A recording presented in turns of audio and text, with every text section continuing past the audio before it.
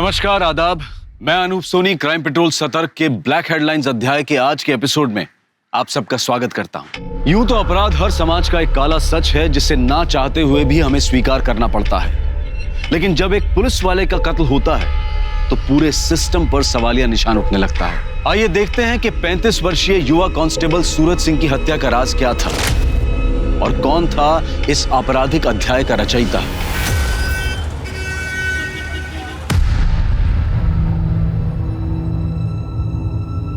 Constable Suraj Singh! क्या कर रही है तू? हाँ? बाहर निकल। क्या ड्रामा कर रही है तू? पुलिस स्टेशन है, तेरा मायका नहीं है। इज्जत है मेरी यहाँ पे। इज्जत का ख्याल होता ना तो बीवी बच्ची होने के बावजूद अपने से 16 साल छोटी लड़की के साथ ना यूं मुंह काला नहीं करवाते। चुप निकल यहाँ से, मुंह तोड़ दूंगा तेरा। हे, तू पुलिस वाला होगा लेकिन मैं तुझसे डरती नहीं हूँ, समझा? ये बता 3 रात से कहाँ था? कौन होती है तू पूछने वाली? मार दूं तेरा मैं। औरत है, औरत बन के रह। चल निकल यहाँ से। दिखाती हूँ तुझे औरत की ताकत। अब सीधा फैमिली कोर्ट में मिलना तारीख वाले दिन। आरोही को मैं साथ लेकर जा रही हूँ। अब से हम माँ बेटी का तुमसे रिश्ता खत्म, समझे? चलो।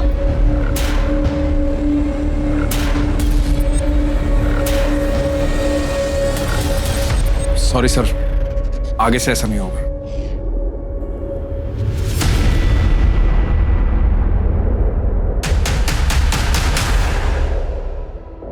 सर यही कारण है मैं सूरज को अपनी टीम में नहीं रखता।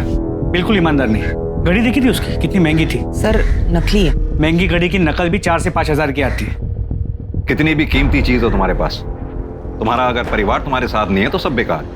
अगर थाने में रह के कोई गड़बड़ करेगा तो लंबा सस्पेंड होगा। वो चौधरी मर्डर केस के बारे में कुछ पता चला क्या? सर खबरियों को काम पे लगा दिया है, देखते हैं क्या। Hello, sector 32 police station. अच्छा, एड्रेस बताइए।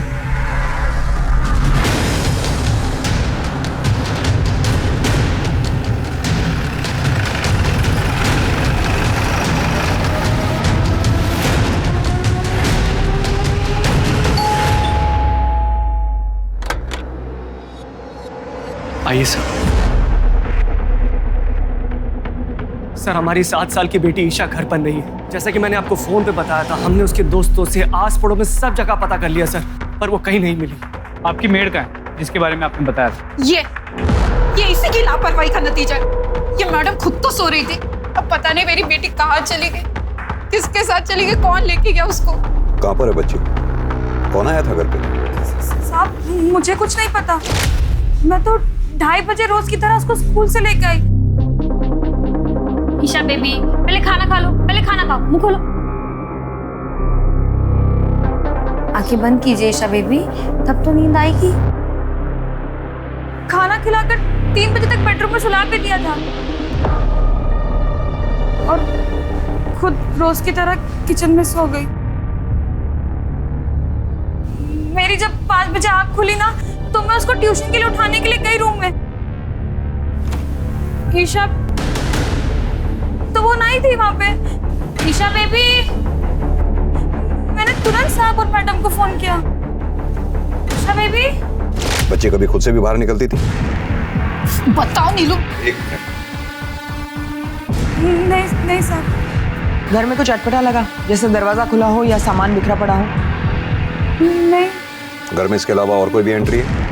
नहीं सर। घर की चाबी किस किस के पास है? हम दोनों के अलावा बस इस नीलू को दे रखी थी। अरुणेश, मैंने तुम्हें कितनी बार कहा ईशा को चाइल्ड केयर में डालो, एक मेड पर ट्रस्ट मत करो। अब भुगतो। तुम्हारी चाबी कहाँ है? मेरे पास है, मैं लेकर आती हूँ।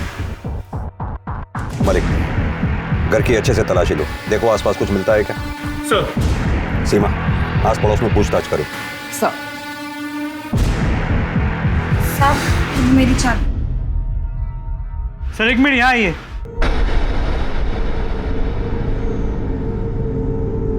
ये देखिए, सीसीटीवी कैमरा टूटा हुआ मिला, लगता है किसी ने बाहर से तोड़ दिया।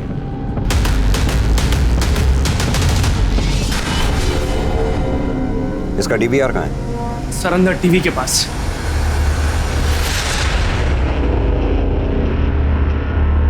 2:30 बजे नीलू ईशा को लेकर घर में घुसी। ये क्या?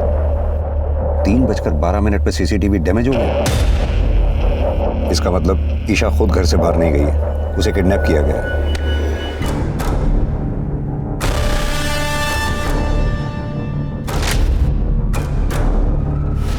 अब या तो किडनैपर के पास चाबी थी, उसने दरवाजा खोला, अंदर आया और ईशा को लेकर चला गया, या फिर दरवाजा अंदर से खुला, किडनैपर अंदर आया और ईशा को लेकर चला गया।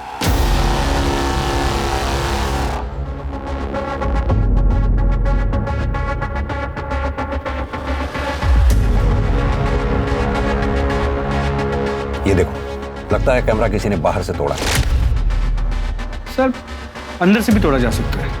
नहीं, अंदर से तोड़ता तो उसका हाथ या चेहरा इसमें दिखाई देता। सर एक मिनट, सर यहाँ ये देखिए, यहाँ से भी तो तोड़ा जा सकता है। सर पड़ोसी से कुछ खास नहीं पता चला है। दोपहर का समय था तो सब लोग सो रहे थे। इनकी मेड को साथ ले लो। सर आप लोग प्लीज थाने आके ईशा की मिसिंग कंप्लेंट लिखवा दीजिए। आपके सिग्नेचर्स चाहिए होंगे। जी सर। मुझे नहीं पता कहाँ है ईशा बेबी। सर मैडम मुझे नहीं पता ईशा बेबी कहाँ है। मैं क्यों झूठ बोलूंगी? सर ये ईशा की फोटो है। सर मेरी बच्ची को कुछ होगा तो नहीं ना? आप चिंता मत करिए, आपकी बच्ची को हम जल्द से जल्द ढूंढ निकालेंगे। और वैसे भी आप दोनों के फोन हमने सर्वेलेंस पे डाल दिए।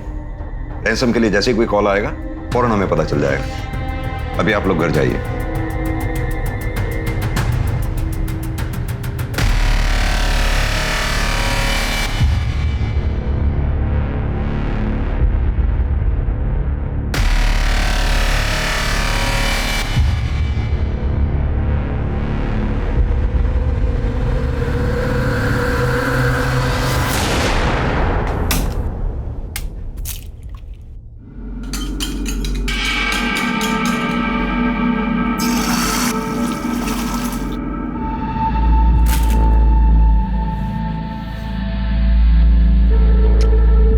गुड मॉर्निंग बेटा, good morning.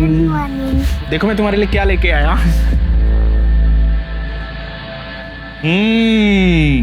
Wow, bread omelette. Mummy तो अंडा खाने ही नहीं देती है। आप रुको, मैं अभी ब्रश करके आती हूँ। अरे रुको, शेर का बच्चा कब ब्रश करता है? चलो खा लो, ब्रश तो रोज ही होता है ना। यम्मी। पापा आप प्लीज मम्मी को मना लो ना, मुझे आपके हाथ का ही नाश्ता करना अच्छा लगता है।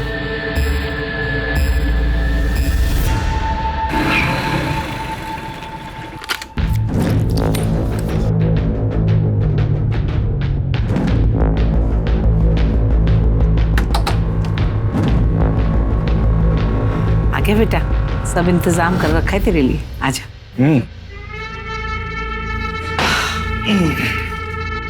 लक्ष्मी संभाल कर रखिए। चांदनी, चांदनी बेटा।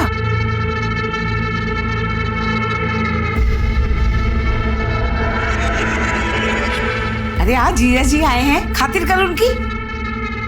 मैं पकौड़े बना के लाती हूँ। जी।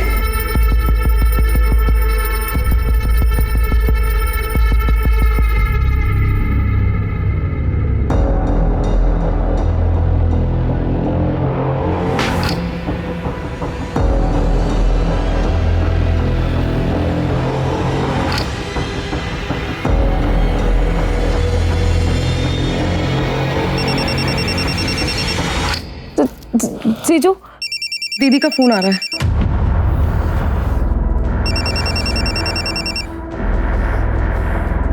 हाँ बोल। बोला था ना 2-4 दिन फोन मत करना। मुझे आरोही से बात करनी है। आरोही मेरे पास है। एक बार भी याद नहीं किया उसने तुझे, और याद करती ना तो तेरी बात करवा देता। तेरे जैसा नहीं हूं मैं। चल फोन रख। मनोज।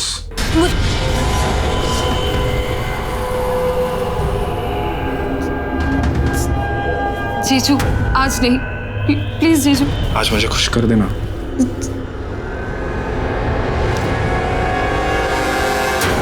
ये ईशा किडनैपिंग केस के बारे में कोई नया अपडेट? हमने ईशा की फोटो को सभी police station, highway police, railway station, bus stop और एयरपोर्ट के रोड पे सर्कुलेट किया, लेकिन कहीं से कोई लीड नहीं मिली। और लोकल किडनैपिंग गैंग के बारे में कुछ पता चला? सर मैंने खबरियों से इन्फॉर्मेशन निकाली। ईशा के केस में किसी लोकल किडनैपिंग गैंग का हाथ नहीं है। सर ये रही ईशा की मेड नीलू के कॉल रिकॉर्ड्स। वो ईशा के घर के अलावा उसके घर के पास ही 2 और बंगलों में काम करती है और उसकी बातचीत उन घरों के मालकिनों से है और उसके अलावा उसके मामा के साथ है जिसके साथ वो रहती है। सर बस ये एक नंबर है जिसपे उसकी दोपहर और देर रात लंबी लंबी बातें करती है। किसका नंबर है? शंकर पांडे, बगल के बंगले में सिक्योरिटी गार्ड है। मैं मिली थी उससे, थाने बुलाया। सर मैंने ठाकुर हाउस के पहले की सीसीटीवी फुटेज चेक की है। इस आदमी को देखिए सर यही तो है शंकर पांडे। देखो नीलू, शंकर ने हमें सब सच बता दिया।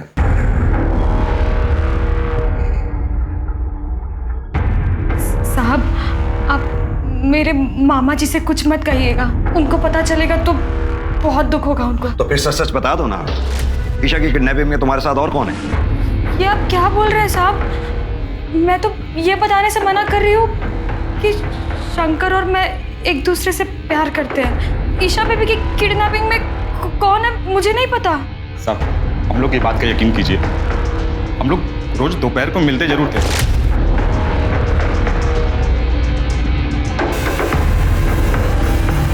पर कल नहीं मिले थे। हम लोग गांव वाले साहब, हम लोग कहाँ किडनैपिंग करने जाएंगे? हम लोग कुछ नहीं किए।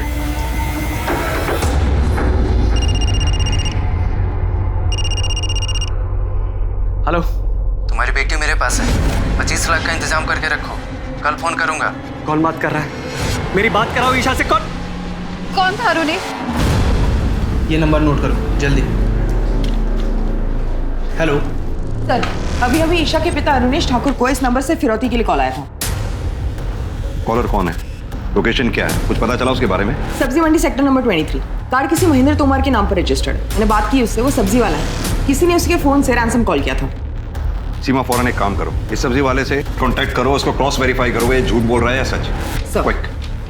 सर अगर ये मान ले कि ये किडनैपिंग नीलू और शंकर की साठगांठ से हुई, फिर भी बच्ची को कहीं तो रखा होगा।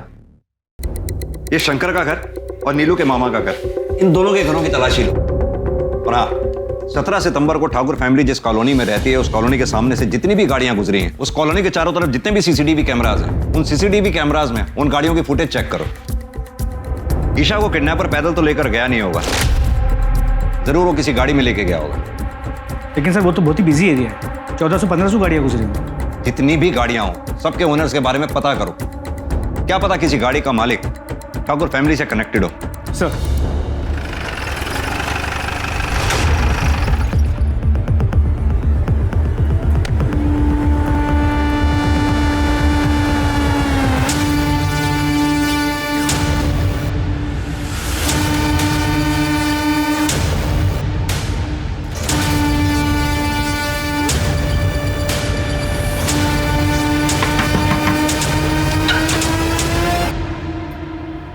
क्या हुआ साहब?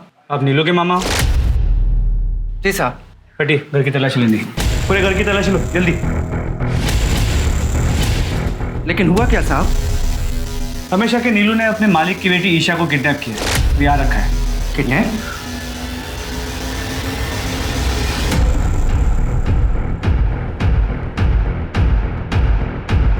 सर बच्ची नहीं मिली। सर हमने शंकर और नीलू के मामा हरिहर के घर पे अच्छे से तलाशी ली, लेकिन कहीं भी ईशा के होने के कोई साइंस नहीं मिले। ठीक है।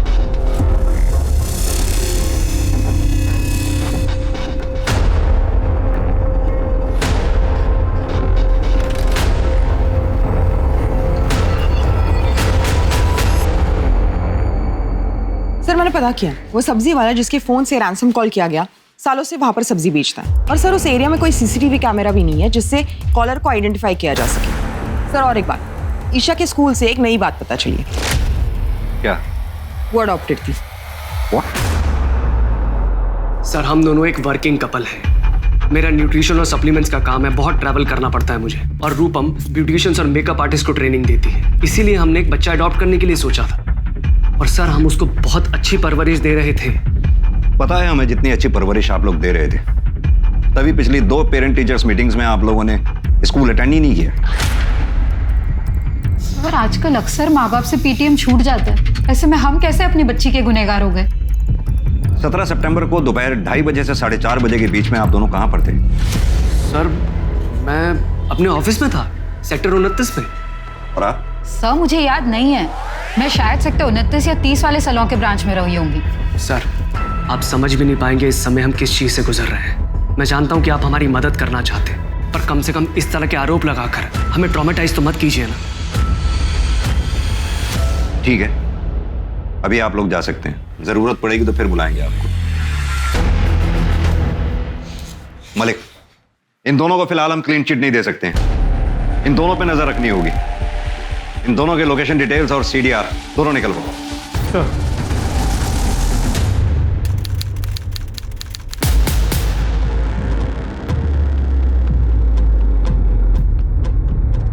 मैडम मुझे बड़े साहब से मिलना है।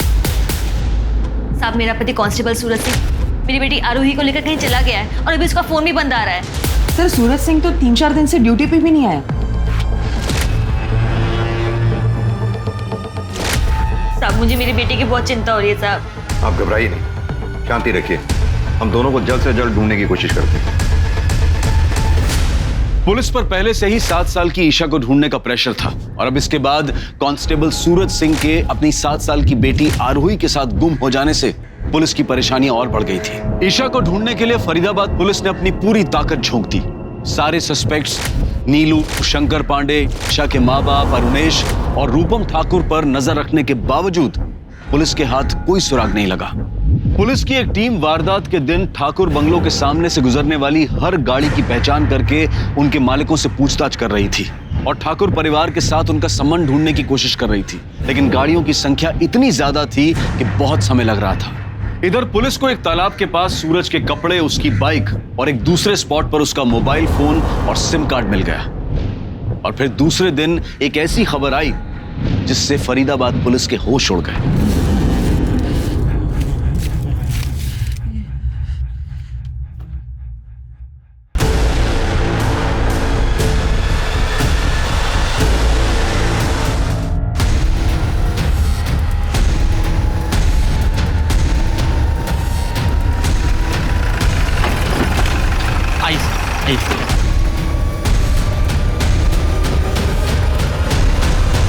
सतीश सर खुदाई करवाओ।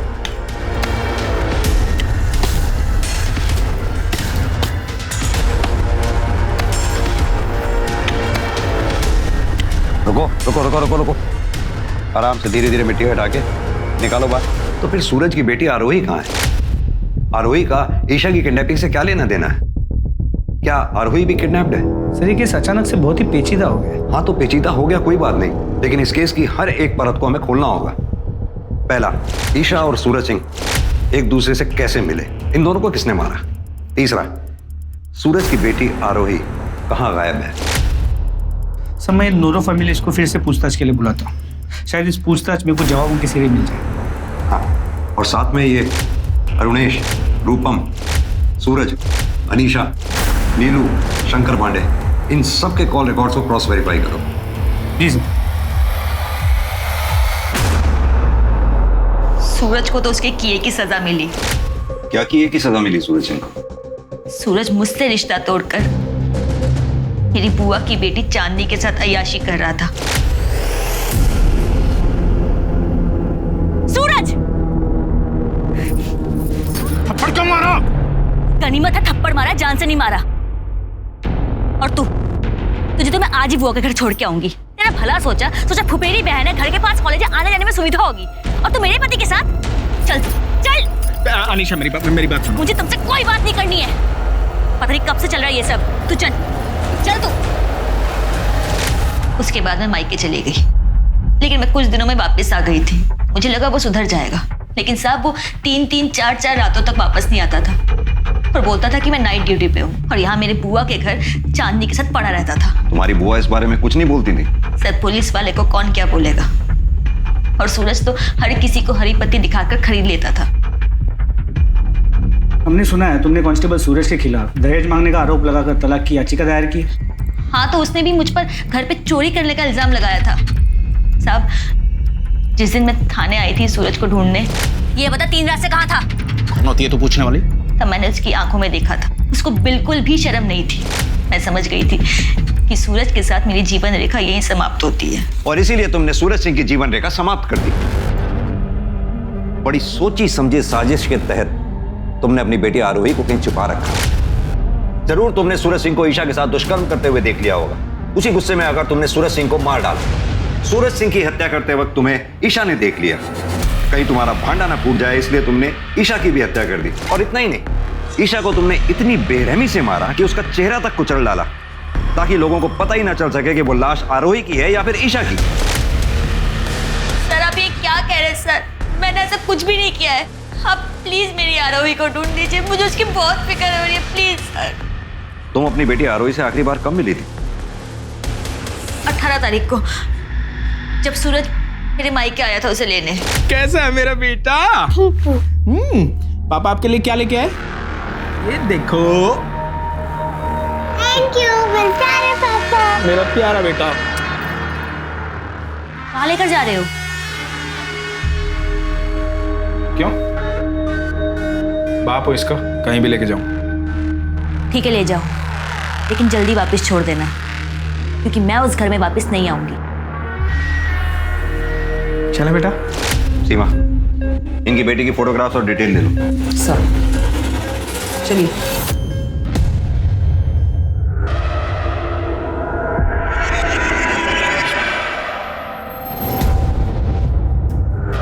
भैया 1 पैकेट दूध, चाय पत्ती, शक्कर और ब्रेड दे दीजिए।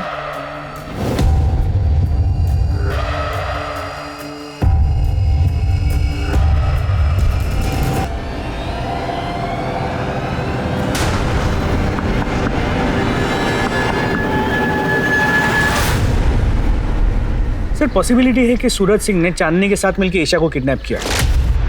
सूरज और चांदनी के बीच रैंसम मनी को लेकर कहा सुनी हुई। सूरज ने रैंसम का तो प्लान ड्रॉप कर दिया, लेकिन ईशा के साथ दुष्कर्म किया। चांदनी ने गुस्से में आके सूरज के साथ साथ ईशा को भी मार दिया। सर फिर तो ये भी हो सकता है कि चांदनी ने आरोही को किडनैप कर रखा हो। होने को तो कुछ भी हो सकता है। मलिक, ये चांदनी के घर की तलाशी लो। इसे थाने इंटरोगेशन के लिए बुलाओ। सर ये नीलू और शंकर का क्या करना है?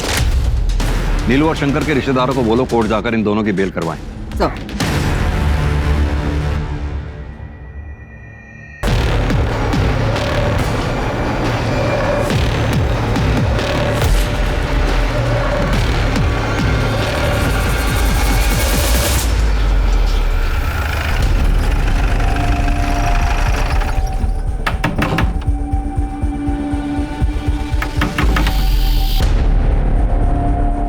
जी, चांदनी चौहान का घर है।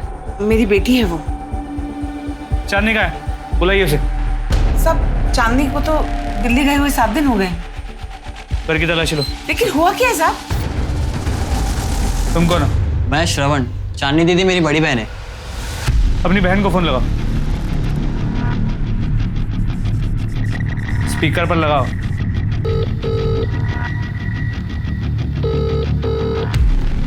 सर जब से गई है वो किसी का फोन नहीं उठा रही है, ना मेरा ना माँ का। लेकिन साहब ये तो बताओ हुआ क्या है? कांस्टेबल सूरज सिंह की हत्या हो गई और उनकी बेटी आरोही गायब है। अब इसके बारे में जानती हैं?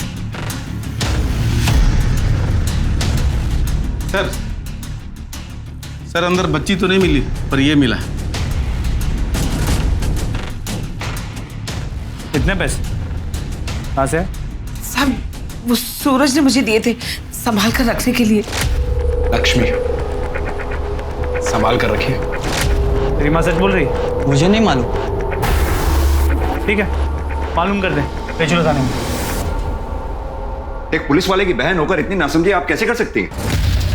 एक तो सूरज सिंह की हत्या की खबर आ गई और ऊपर से हम इस बात से परेशान थे कि आरोही के साथ भी कहीं ईशा की तरह कोई अनहोनी ना हो गई। सर सूरज ने मुझे कसम दी थी, इसलिए मैं मजबूर हो गई थी।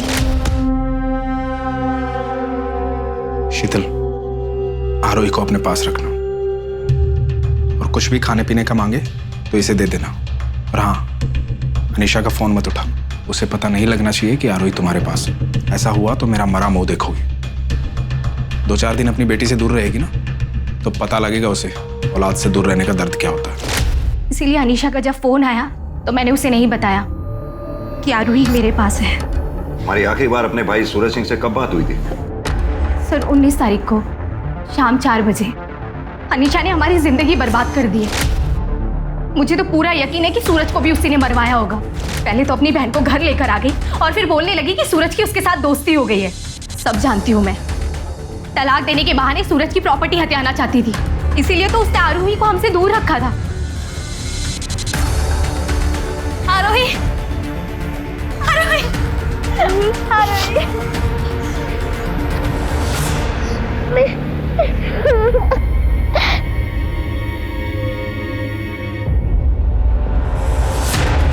सर शीतल के बयान के बाद हम अनीशा को क्लीन चिट नहीं दे सकते और मुझे ये शीतल भी थोड़ी ओवर स्मार्ट लगती है। इस शीतल के कॉल डिटेल्स निकलवाओ। अपने आदमियों को बोलो कि अनीशा और शीतल दोनों पे नजर बना के रखें। सर मलिक, ये सूरज सिंह के लोकेशन रिकॉर्ड्स का क्या हुआ? सर कल तक आने के चांसेस है। एक बार सूरज के लोकेशन रिकॉर्ड्स आ जाए तो हमें सूरज के उस दिन का रूटीन का पता चल जाएगा और फिर हमारे लिए सूरज के कातिलों तक पहुंचना और आसान हो जाएगा।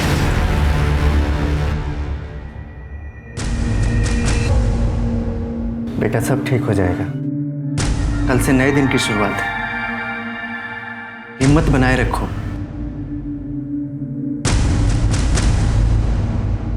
ये आप क्या बोले जा रहे हैं साहब? कौन ईशा ठाकुर? अच्छा, ये इस बच्ची का नाम है ईशा ठाकुर, जिसकी लाश हमें सूरज सिंह के साथ मिली है।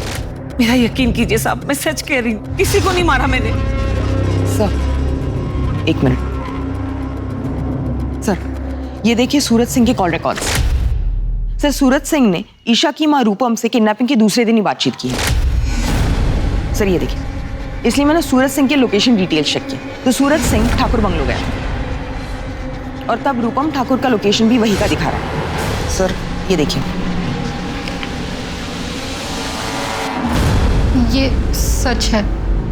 कांस्टेबल सूरज सिंह मुझसे मिला था। मैडम जी, फरीदाबाद में रोज 2-3 बच्चे किडनैप होते हैं पर मिलते कहाँ? पुलिस के पास वर्कलोड पहले ही बहुत ज्यादा। अब आप ही बताइए कि आपकी बेटी को ढूंढने में पुलिस एनर्जी क्यों लगाएगी? आप ही बताइए हमें क्या करना चाहिए? हमें बस अपनी बच्ची मिल जाए। समझदार हैं आप, इसलिए आपको फोन किया, आपके हस्बैंड को नहीं। बस 3 लाख रुपए थाने में बंटवा दीजिए, फिर देखिए आपकी बेटी चुटकियों मिल जाएगी। हाँ चलेगा, मैं 3 लाख भिजवा दूंगी, लेकिन देखिए मुझे नहीं पता कि किसे पैसे देने और किसे नहीं। मैं आपको दे दूंगी, आप अपने एंड से देख लेना। फिक्र नोट मैडम जी, सूरज सिंह की जुबान है ये। आपकी बेटी आपको सही सलामत मिलेगी। ये बात आपको हमें पहले बतानी चाहिए थी, जबकि सूरज सिंह हमारी टीम का हिस्सा भी नहीं था।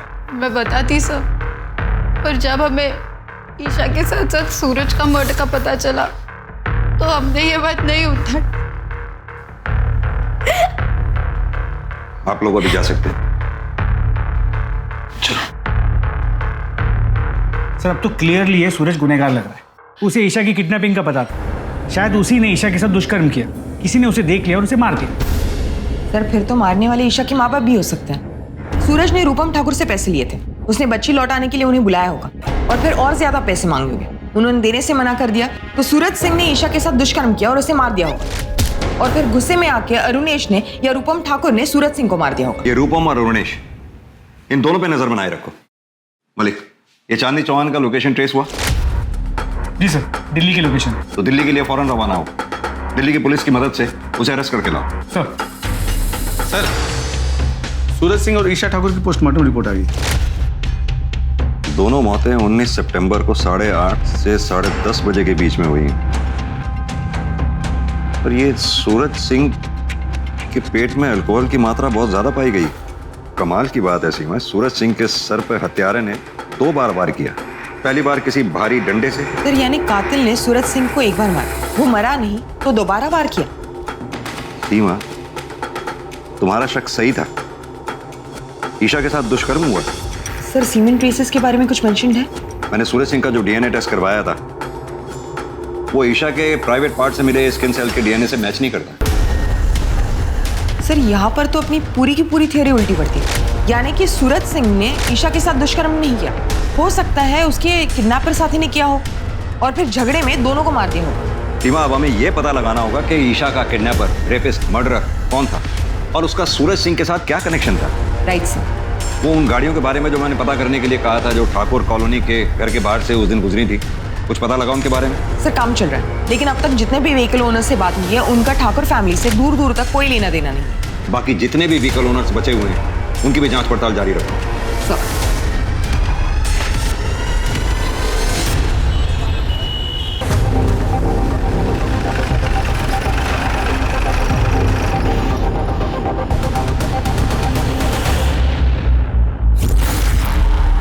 यहाँ पे कोई चांदनी है?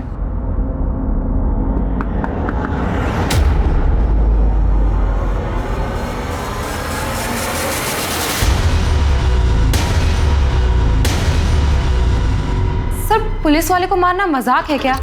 हमने नहीं मारा सर, और सूरज सिंह के साथ मेरा कोई अफेयर नहीं था। मैं तो अपने बॉयफ्रेंड मुजीब के साथ खुश थी, वही जबरदस्ती मेरे पीछे पड़ा था। और इसीलिए तुमने सूरज सिंह को रास्ते से हटा दिया? नहीं सर, ऐसा कुछ नहीं है। ऐसा ही है। उस दिन ईशा ठाकुर सूरज सिंह के साथ थी। ईशा ठाकुर ने तुम दोनों को सूरज सिंह को मारते हुए देख लिया, इसलिए तुमने ईशा ठाकुर को मार दिया।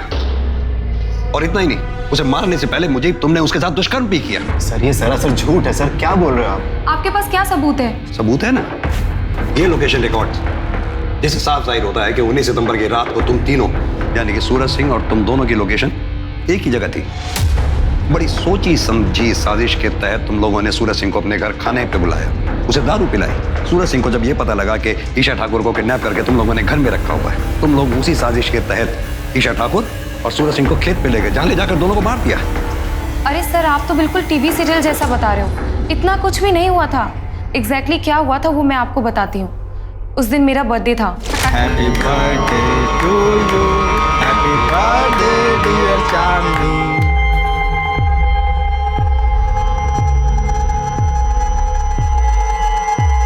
मुझे से तुझे पहले मिलवाना चाहिए था ना चांदनी। मैं दो प्यार करने वालों के बीच में नहीं आता। खुश रहो।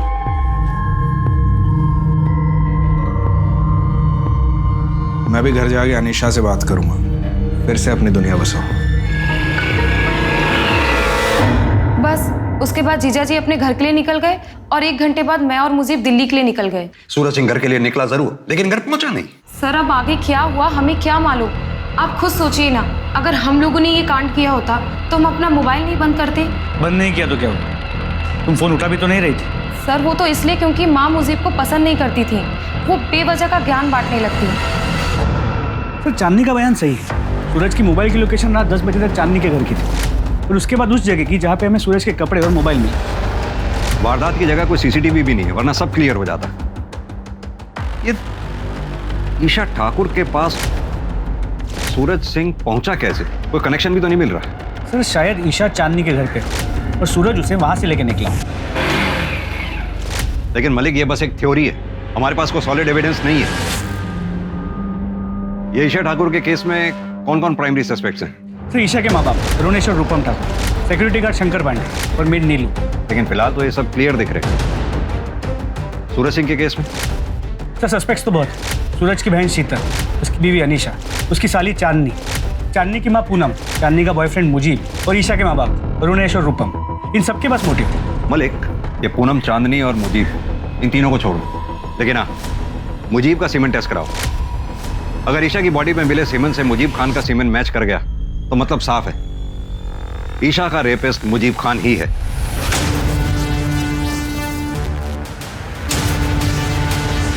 110 दिन बीत चुके थे, लेकिन ईशा के किडनैपर्स, रेपिस्ट और कातिल का कुछ पता नहीं चला था, और पुलिस ईशा और कांस्टेबल सूरज सिंह की लाश एक साथ एक जगह मिलने का कनेक्शन भी नहीं ढूंढ पाई थी। कांस्टेबल सूरज सिंह के कातिलों का भी कुछ पता नहीं चला था, और फिर एक मामूली से केस की कार्यवाही के दौरान पुलिस के हाथ एक ऐसा अहम सुराग लगा जिसने इस केस को परत दर परत खोल कर रख दिया।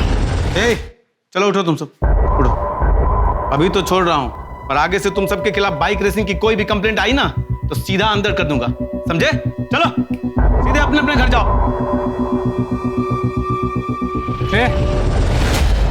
इधर आओ, तुम दोनों जाओ। चांदनी का भाई है ना, बाइक रेसिंग करता है। हाथ दिखा जरा, बहुत महंगी घड़ी पहनी है। SS, इसका मतलब है सूरज सिंह। क्यों घुमा रहा है इतना? ये घड़ी सूरज सिंह की है।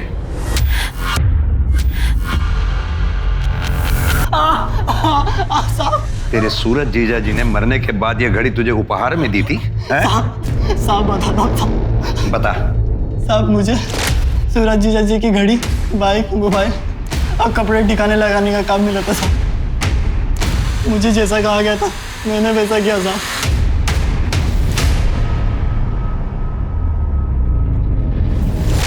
सीधी तरह से बता, इस जुर्म में तेरा साथी कौन था? बोल। बहुत घुमाया तुम लोगों ने। अब सीधी तरह से यह बताओ कि सूरज सिंह को कैसे मारा, ईशा ठाकुर को किडनैप और रेप एंड मर्डर कैसे किया? कौन ईशा ठाकुर?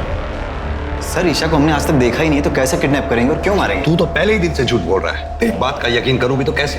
सर ये सच कह रहा है। जहाँ तक सूरज का सवाल है, हमने उसे मारने की कोशिश जरूर की थी।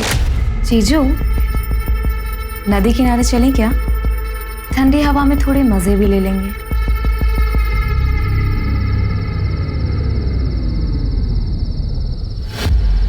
ये मुझे क्या हमारी रासलीला की वीडियो बनाएगा? नदी किनारे जाने का शॉर्टकट पता है मुझे, जल्दी पहुंचेंगे। फिर सर हम उसे नदी किनारे नहीं बल्कि जंगल लेकर गए। बाइक क्यों रोकी? कहाँ लेके आया जंगल में? जीजा जी, मैंने आपसे कितनी बार कहा कि मैं आपसे प्यार नहीं करती। मैं मुजीब से प्यार करती हूँ और ये मेरा बचपन का प्यार है और हम दोनों एक दूसरे से शादी करना चाहते हैं। जी सर। मजनू, मुझे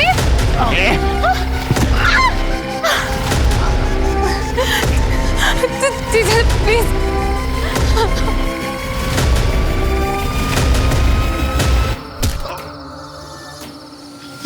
ये तो मर गया। अच्छा वो मर गया, लेकिन इसके बॉडी का कुछ तो करना पड़ेगा ना। ये पुलिस वाला है, पकड़े जाएंगे हम। एक काम करते हैं, घर जाते हैं, फावड़ा लाते हैं, यहीं कहीं जंगल में गाड़ देते हैं इसको। लेकिन उससे पहले इसके घड़ी, कपड़े सब निकाल लेते हैं। मुझे पहले से ही लग रहा था कि कुछ ना कुछ गड़बड़ जरूर होगी, इसलिए मैंने हम तीनों के फोन घर पे ही छोड़ दिए थे। उसके बाद सर हम घर आए, सूरज के कपड़े, घड़ी, मोबाइल और बाइक श्रवण को दी और कहा कि उसे ठिकाने लगा दे। और फिर हम फावड़ा लेके जंगल गए।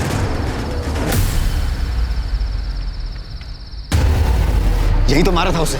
कहाँ गई बॉडी? जल्दी ढूंढो उसे, अगर वो जिंदा बच गया ना तो हम मारे जाएंगे। सर हमने उसे बहुत ढूंढने की कोशिश की, लेकिन वो कहीं पर भी नहीं मिला। हमें लगा शायद वो जिंदा बच गया है, इसलिए सर हम डर के मारे दिल्ली भाग गए। मलिक, जब तक ये दोनों सच ना बोले अच्छी तरह से कुटाई करो इनकी। सर, हमारी टीम जब ईशा ठाकुर के घर के बाहर वाले रास्ते की सीसीटीवी फुटेज चेक कर रही थी तो सर ये मिला है, ये टेम्पो। इसके मालिक के बारे में पता किया तो इसका कनेक्शन ईशा के घर वालों से। क्या कनेक्शन है? कौन है इस टेम्पो का मालिक?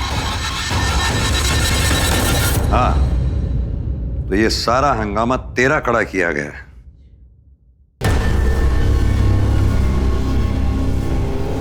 तेरे टेम्पू से हमें बाल मिले, जो डीएनए टेस्ट से साफ हो ही जाएगा कि वो बाल ईशा के हैं। तू सीधी तरह से ये बता कि तूने ईशा को किडनैप कैसे किया और मारा कैसे?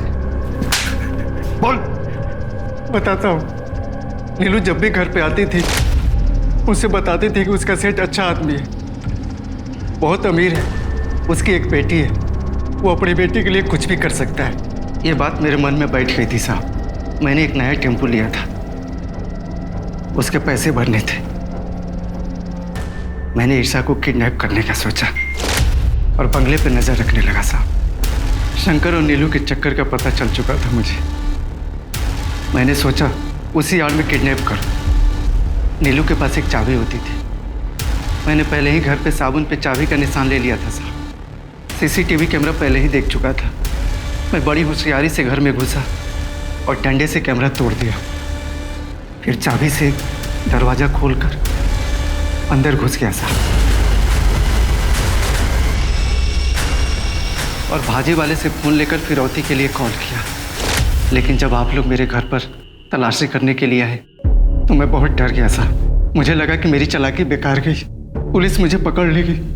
फिर मैंने ईशा को मारने का फैसला किया। लेके जाओ उसे। सर, कांस्टेबल सूरज सिंह जितना भी करप्ट रहा, मरने से पहले अपना पुलिस धर्म निभा गया। ईशा के लिए आखिरी सांस तक लड़ता रहा। मलिक, चांदनी चौहान, पूनम चौहान, श्रवण चौहान और चांदनी का बॉयफ्रेंड मुजीब खान, इन चारों के खिलाफ अटेम्प्ट ऑफ मर्डर और सच छुपाने के जुर्म केस दायर करो। जी सर।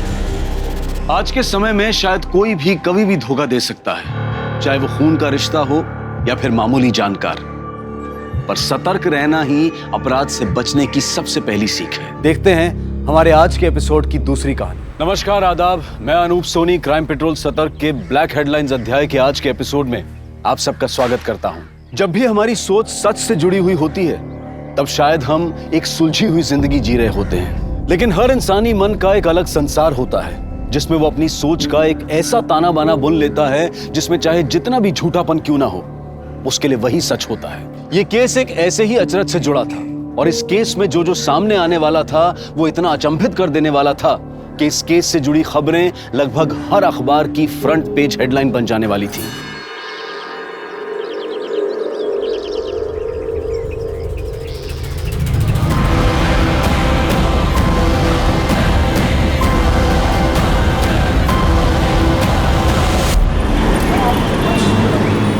रंजीता, मैं 3 महीने से उस ऐप पर काम कर रहा था। उस राठौड़ ने मेरी ऐप का क्रेडिट ले लिया और तुमने कुछ भी नहीं किया। श्रीधर, राठौड़ के आगे मेरी कोई कुछ सुनने वाला था क्या? और गलती तुम्हारी भी तो है। तुम्हें वो प्रेजेंटेशन मिस करनी ही नहीं चाहिए थी। कंपनी के सारे प्रेस्टिजियस लोग थे वहां पर। संजीता, आई नो कि मेरा प्रेजेंटेशन में होना जरूरी था, लेकिन मैं क्या करता, मेरा अपने पेरेंट्स के साथ होना भी जरूरी था। उस राठौड़ की तेरी हिम्मत कैसे हुई? उसको तो छोड़ूंगा नहीं, देखना तुम। देखो, मैंने तुम्हें अप्रिशिएट किया, तो ये मैं समझना कि तुमको सब कुछ आता है। इधर ये क्या तरीका है? बाहर जाओ तुम। आपने मुझसे कहा था कि आप मेरी ऐप मेरे बिहाफ पे रिप्रेजेंट करेंगे, लेकिन आप इधर ज्यादा उठ मत। तूने वो ऐप मेरे अंडर ही डिजाइन की थी। तेरे अंडर क्या क्या होता है ना, बहुत अच्छे से जानता हूं मैं।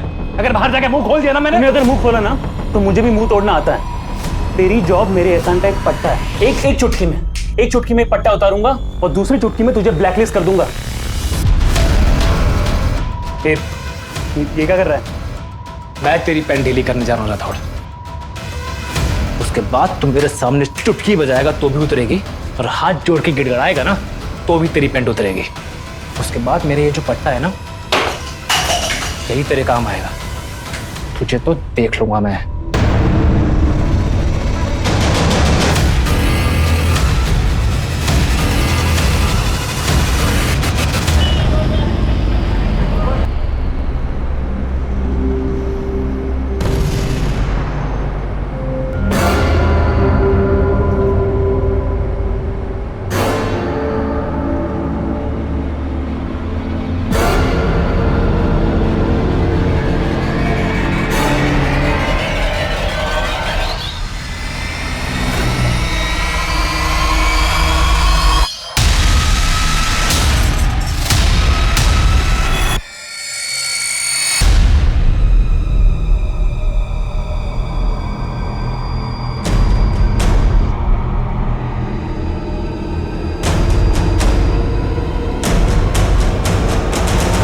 Cheers.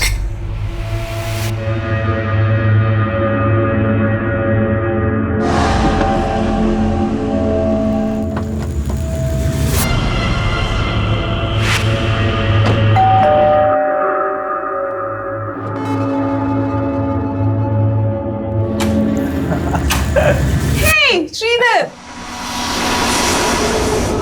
अब आएगी रौनक पार्टी में। क्या हुआ? इतने अपसेट क्यों? वैसे श्रीधर, तेरी टाइमिंग बहुत अच्छी है। अच्छा सुन, तेरे पास वो पीबीडी का क्रेडिट कार्ड है ना, तो उस फूड ऑर्डर कर दे, 30% डिस्काउंट है। खाना तो तुझे मैं खिला दूंगा, पहले ये बता तूने मेरी टी शर्ट क्यों पहनी है? दोस्त की टी शर्ट नहीं पहन सकता है यार? चिल रहा ना यार। टी शर्ट यहाँ उतार, अंदर उतार, मुझे फर्क नहीं पड़ता। टी शर्ट चाहिए तेरे? हाँ। जब ये टी शर्ट मैं नहीं पहन सकता तो तू भी नहीं पहन सकता। सौगात की बात मत कर, समझा? अपने आप को देख, जो तेरी नजर गंदी है। छोड़, तू उसका बचा रहा है? इसकी तेरी गर्लफ्रेंड के ऊपर भी गंदी नजर है। देख रहा था कैसे चिपक चिपक के बैठा था। क्या बकवास किए जा रहे हो तुम?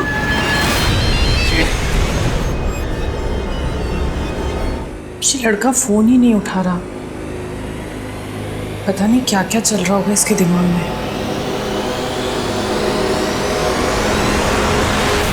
आज मैं आपको मार्शल आर्ट्स के कुछ ऐसे फाइटिंग एसेंशियल्स के बारे में बताने जा रही हूँ जिनसे आप तब से पहले तू लड़कों को घूमती है और फिर तू उनको हलाल करने के नए नए तरीके सीखती है। देख क्या रही है, अपने बॉयफ्रेंड को बुलवा के पिटवाएगी मुझे। महेंद्र, मैंने तुमसे पहले भी कितनी बार कहा है कि मेरा कोई बॉयफ्रेंड नहीं है। ए, पति हूं मैं तेरा, तेरी रग रग से वाकिफ हूं, समझी ना। इसलिए ना मैंने अपने बैंक अकाउंट्स, अपनी पॉलिसीज सब जगह से तेरा नाम हटवा के किसी और को नॉमिनी बनवा दिया।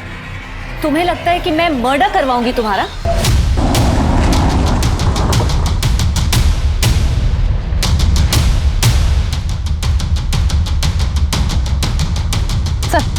सर, इसी गाड़ी में लाश मिली है। गाड़ी की नंबर प्लेट हटा दी गई है और गाड़ी भी लॉक्ड है। सर, इधर आइए। सही है।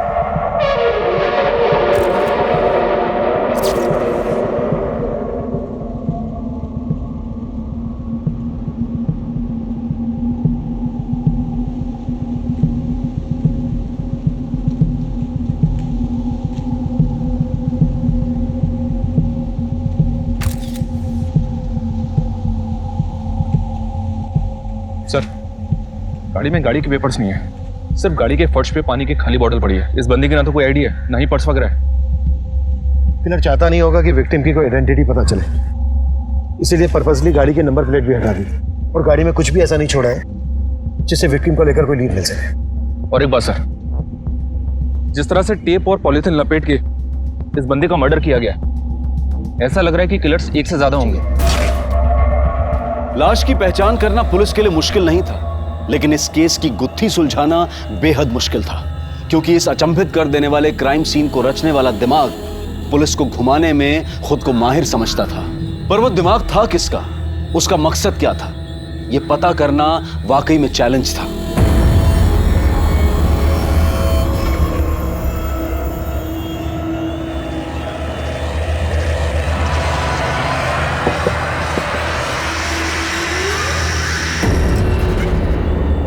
ये क्या है? अरे सुन,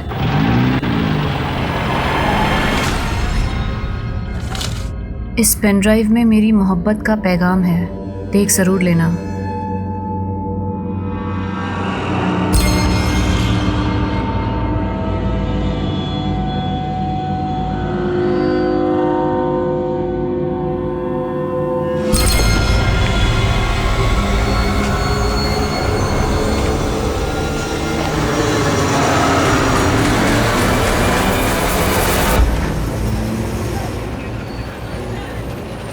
श्रीधर, तुम्हें पहले फ्लैट खरीदना चाहिए। तुम आई बाबा को यहाँ मुंबई में लाना चाहते हो ना, तो पहले घर ले लो, कार तो बाद में भी ले सकते हो। तो कार लेने का आइडिया फिर मैं ड्रॉप ही कर देता हूँ। श्रीधर, एक मिनट होल्ड करना। राठौर सर पूछ रहे कि वो ऐप कब तक डेवलप होगी। तुम जाओ, मैं खुद बात कर लूँगा। ओके। हाँ बोलो, क्या बोल रही थी? किसी लड़की की आवाज़ सुनी मैंने, तुम्हारी गर्लफ्रेंड है? अरे नहीं बाबा, कलीग है मेरी। तो क्या हुआ, कलीग गर्लफ्रेंड नहीं हो सकती? हो तो सकती है, पर क्या?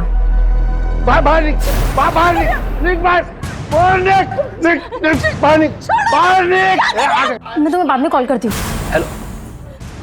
मेरे जीवन में आई, मेरा जीवन बर्बाद करके रखा है तूने। बाबा, कम से कम इतना तो लिहाज रखिए कि बाहर दुनिया वालों के सामने हम लोग को तमाशा ना बने। अरे मेरा तमाशा तो वही दिन बन गया था जिस दिन ये तेरी बदसूरत माँ ये मेरी जिंदगी में आई। हाँ? और उसके बाद पैदा हुई तू।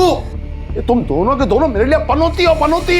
मेरा बस चले ना तो तुम दोनों को बाहर उठा के फेंक दूं। माँ, छोड़ क्यों नहीं देती है इन्हें? अभी मैं इतना कमा लेती हूँ कि तेरे को अच्छे से रख सकती हूँ। बेटा, तेरे बाबा जैसे है मेरे पति है। औरत का पति के बिना कुछ नहीं होता। पत्नी की भी कुछ इज्जत होती है माँ, और तेरी ये पतिव्रता की अंधभक्ति है ना, हमें ले डूबी।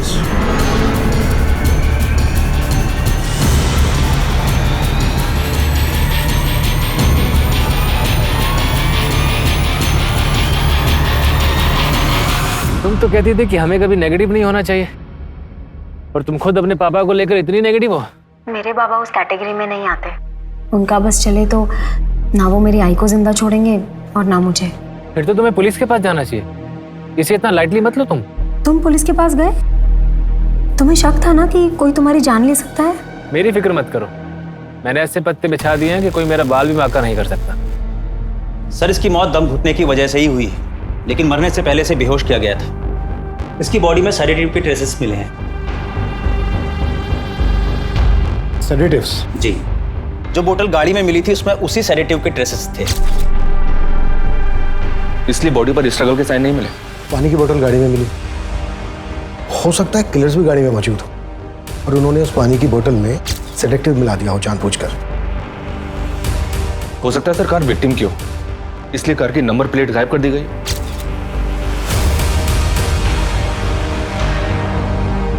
एक बात समझ में नहीं आ रही है, अगर किलर्स विक्टिम को बेहोश करके मारना चाहते थे तो फिर विक्टिम के हाथ में टेप से बांधे क्यों? Hello sir. हाँ बोलो। 33 नंबर से गाड़ी के ऑनर का पता चला है। ये गाड़ी किसी राजेश पई के नाम पर रजिस्टर्ड है। क्या विक्टिम ही राजेश पई है? जी नहीं सर, मैंने इसकी डिटेल्स निकलवाई है। ये राजेश पई कोई और है। राजेश भाई वो लड़का कौन है जिसकी लाश मिली है तेरी गाड़ी में? सर वो मेरी गाड़ी नहीं है, मैंने तो अपनी गाड़ी 1.5 महीने पहले श्रीधर को बेच दी थी। तो फिर ये लड़का कौन? सर यही तो वो लड़का है श्रीधर जिसको मैंने अपनी गाड़ी बेची थी। राजेश जी गाड़ी तो अच्छी है, लेकिन 1.5 लाख से ऊपर वैल्यू नहीं है इसकी। अरे क्या बात कर रहे हो, 1 महीने पहले 1.75 दे रहे थे भाई, इससे कम में नहीं बेचूंगा। चलो एक काम करो राजेश जी, श्रीधर भाई है अपना, ना इसकी ना आपकी, 1.60 में सौदा तय करते। जैसे इसने मुझे पैसे दिए और मैंने डिलीवरी नोट इसको दे दिया था। सर अगर आप चाहें तो मैं डुप्लीकेट पेपर्स भी आपको दिखा सकता हूँ। तुम नकली पेपर तूने पहले से बनवा के रखे? नहीं सर, अगर आपको विश्वास नहीं होता तो आप श्रीधर के दोस्त निमेश से पूछ लीजिए। अब इससे कोई फायदा नहीं होने वाला। मुझे नहीं लगता है कि इस जन्म में तेरे बाल वापस लौटेंगे भी नहीं। तू ना बेटा मजे मत ले, समझा, वरना ना तेरे ही बाल उड़ा दूंगा।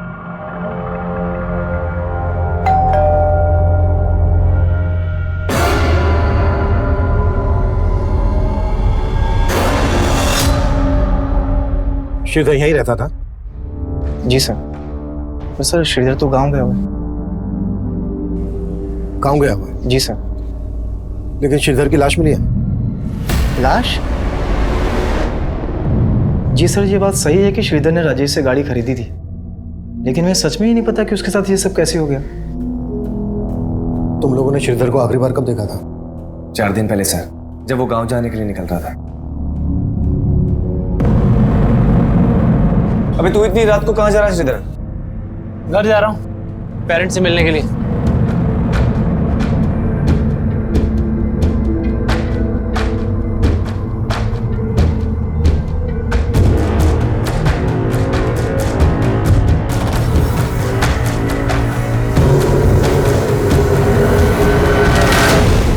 चार दिन पहले श्रीधर अपने गांव के लिए निकला और 4 दिन पहले ही श्रीधर का मर्डर हुआ। जब श्रीधर अपने गांव नहीं पहुंचा तो उसके घर वालों ने तुम लोगों को फोन नहीं किया? नहीं सर, उसके घर वालों से हमारी बात नहीं होती थी और ना ही हमारे पास उनका नंबर है। इन 4 दिन में तुमने भी श्रीधर को कोई कॉल नहीं किया? नहीं सर, क्योंकि सर ने सपने में भी नहीं सोचा था कि उसके साथ ये सब हो जाएगा। छुपा तो नहीं रहे हो तुम दोनों हमसे कुछ? नहीं सर। काम क्या करता था श्रीधर? सर वो गोल्डन आर्या इन्फोटेक कंपनी में सॉफ्टवेयर इंजीनियर था। श्रीधर का किसी के साथ कोई लड़ाई झगड़ा दुश्मनी, कोई लड़की का चक्कर, गर्लफ्रेंड वगैरह? नहीं सर, ऐसा तो कुछ भी नहीं था। श्रीधर का नंबर दो हमें। जी सर। और जिस कमरे में वो रहता था वो कमरा दिखाओ। आइए सर।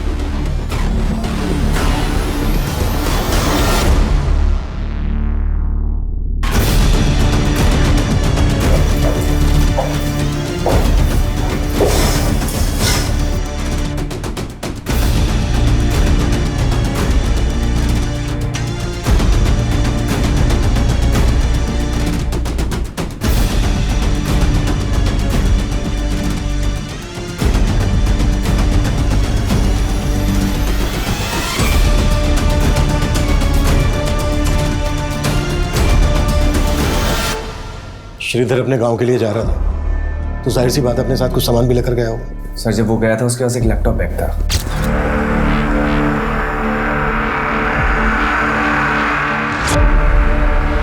सिर्फ एक लैपटॉप बैग?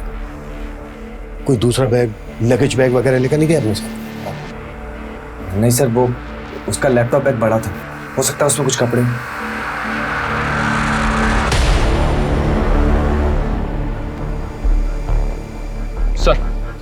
मैंने श्रीधर का फोन सर्विलेंस पे डालने के लिए दिया तो पता चला कि उसका फोन अब भी एक्टिव है। पहल जारी है लेकिन कोई उठा नहीं रहा है। What? श्रीधर का फोन अभी भी एक्टिव है? जी सर। अब मैं हूँ इतना चार्मिंग, लड़कियां तो इम्प्रेस हो ही जाएंगी। पर शादी सोच समझ के करना। हाँ शादी भी हो जाएगी, पहले घर तो खरीद लूँ। अच्छा, कोई घर देखा तुमने? कहाँ, अभी कहाँ, अभी तो बस बजट ही बना रहा हूँ। 80 लाख का होम लोन मिल सकता है मुझे, लेकिन उसके लिए 10-15 लाख कैश तो हाथ में होना चाहिए ना। काश मैं तुम्हारी कोई मदद कर पाती। अरे पैसों की प्रॉब्लम नहीं है, एक बंदा है जो 10 लाख ब्याज पे दे रहा है, बस कैश को वाइड करने का जुगाड़ ढूंढना पड़ेगा। देखो, जो भी करोगे ना, अपने रूममेट से बच के करना।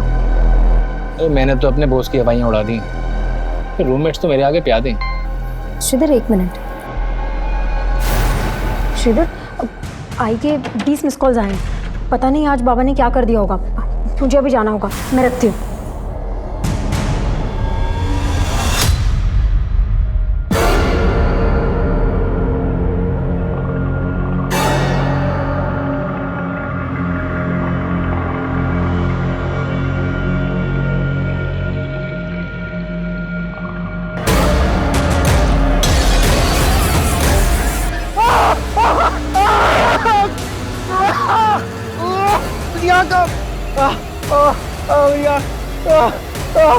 महेंद्र, तुम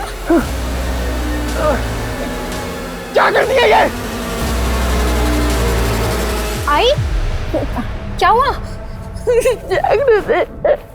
आई, तूने मुझे इतने फोन किए, मैंने फोन किया तो उठाया क्यों नहीं? तेरे पापा उस औरत को घर ले आए। क्या? तू चल मेरे साथ। बाबा, ये सब क्या चल रहा है? आज से तेरी दूसरी माँ है। चल पाए पड़, पाए पड़। क्या बोल रहे हो ये सब? क्यों? तू किसी की दूसरी औरत बनने को तैयार हो सकती है तो तेरी माँ दूसरी औरत नहीं बन सकती? ये कैसी बकवास वाली बातें कर रहे हो? ज्यादा चालाक मत बन, मैंने देखा है तेरे को वो आदमी के साथ।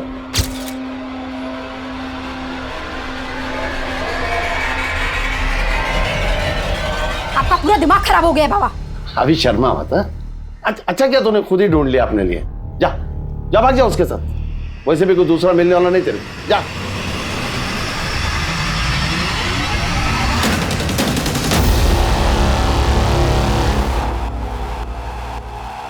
तो श्रीधर 3-4 दिन पहले तक ऑफिस आ रहा था, फिर अचानक से उसने लीव ले ली। लीव लेने की वजह क्या थी, ये तो बताया होगा उसने? नहीं सर, उसने कुछ बताया नहीं। ये ऑफिस में कोई ऐसा है जिसकी श्रीधर के साथ कोई दुश्मनी या झगड़ा हो, जो उसकी इस तरह से जान लेना चाहता हो? सर यहाँ तो ऐसा कोई नहीं है। He was a bright employ, सब उसे यहाँ बहुत पसंद करते थे। श्रीधर का फोन थोड़ी देर पहले तक मीरा रोड एरिया में एक्टिव था। क्या? उसका फोन अब भी एक्टिव है? जिस तरह से आपको हैरानी हो रही है ना, हमें भी हो रही है। उस एरिया में ऐसा कोई है जिसके श्रीधर का आना जाना हो? No idea sir. श्रीधर के पेरेंट्स का फोन नंबर, एड्रेस तो हो गए ना आपके पास? यस सर, एडमिन में है। Ranjita. Yes sir. Sir, Shridhar का मोबाइल अभी अभी दहीसर में बंद हुआ है। फिलहाल ये समझना मुश्किल है कि उसका मोबाइल ऑन किसने किया होगा। ये जो कुछ भी है इसका श्रीधर के मर्डर से लेना देना जरूर है। हमने राजेश को अंदर किया है, हो सकता है उसे बचाने के लिए कोई हमें भटकाने की कोशिश कर रहा हो। राजेश के खिलाफ कुछ मिला? सर, राजेश ने कार ट्रांसफर के जो पेपर्स दिखाए थे उस पर श्रीधर के साइन तो हैं, पर ये देखना पड़ेगा कि वो साइन असली है या नकली। एक काम करो, राजेश को जाने दो और नजर रखो उस पर, और पता करो कि मर्डर से पहले राजेश ने कहीं से सेडेटिव्स खरीदे थे क्या, और वो टेप और पॉलीबैग्स भी जिनका श्रीधर के मर्डर में इस्तेमाल हुआ है। श्रीधर के घर वालों से कांटेक्ट किया? जी सर, मनीष सर ने श्रीधर की मां को शिनाख्त के लिए बुलाया है।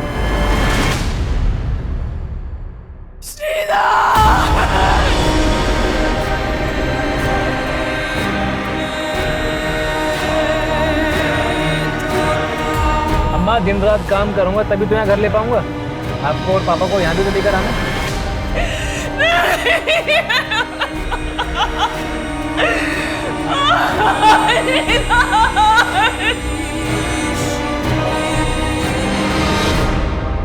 अनिंदिता जी, हमें आपके बेटे श्रीधर की लाश एक गाड़ी में मिली। वो गाड़ी राजेश भाई के नाम पर रजिस्टर्ड है, और इसका कहना है कि उसने श्रीधर को एक गाड़ी बेची थी। आपको जानती है इस बारे में? श्रीधर बोल तो रहा था कि वो गाड़ी खरीदने वाला था, लेकिन वो तो नई गाड़ी खरीदना चाहता था। श्रीधर के रूममेट्स निमेश और सार्थक का कहना है कि उसी गाड़ी में 5 दिन पहले श्रीधर अपने गांव के लिए निकला था, आपसे मिलने आ रहा था। आप जानती थी इस बारे में? नहीं सर। श्रीधर के रूममेट्स झूठ क्यों बोलेंगे? उनके साथ उसका कोई इशू था? पता नहीं सर, श्रीधर मुझे कुछ बताता ही नहीं था। श्रीधर की मां का बयान पुलिस को यह सोचने पर मजबूर कर रहा था कि श्रीधर के रूममेट्स ने पुलिस से झूठ बोला होगा। वहीं राजेश भाई पुलिस की रडार पर था। श्रीधर के आस पड़ोस, ऑफिस, हर जगह श्रीधर से जुड़ी इंफॉर्मेशन निकाली जाने लगी। पर इस केस के कई ऐसे पहलू थे जो अभी तक अनछुए थे। सर, मैं मानता हूँ कि मेरी और श्रीधर में अनबन थी, पर इसका मतलब ये तो नहीं कि मैं उसको कोई नुकसान पहुंचाऊंगा। तो झूठ क्यों बोला हमसे कि उस रात श्रीधर अपने गांव गया था? सर, वो तो सार्थक ने बोला था मुझे, और मेरी इस बारे में श्रीधर से कोई बात ही नहीं। सार्थक क्यों झूठ बोलेगा? सर मैं झूठ नहीं बोल रहा हूँ। श्रीधर मुझसे यही कह के गया था कि वो अपने गांव जा रहा है। अबे श्रीधर का मर्डर हुआ है, मर्डर। अभी इसमें तेरा क्या हाथ है वो बोल। सर इसमें मेरा कोई हाथ नहीं, आप बेकार में मुझ पे शक कर रहे हैं। श्रीधर और निमेश की आपस में नहीं बनती थी, क्योंकि कुछ समय पहले श्रीधर ने निमेश के बाल भी उड़ा दिए थे। क्या श्रीधर ने निमेश के बाल उड़ा दिए थे? हाँ सर, क्योंकि निमेश ने श्रीधर की टी शर्ट फाड़ी थी। ओह शिट, मेरा बाल! निमेश क्या हुआ? बाल उड़ गए हैं उसके। मतलब?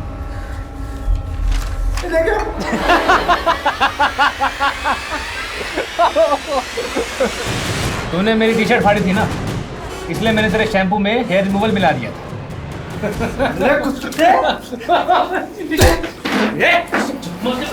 दोनों क्या कर रहे हो? निमेश छोड़ दे।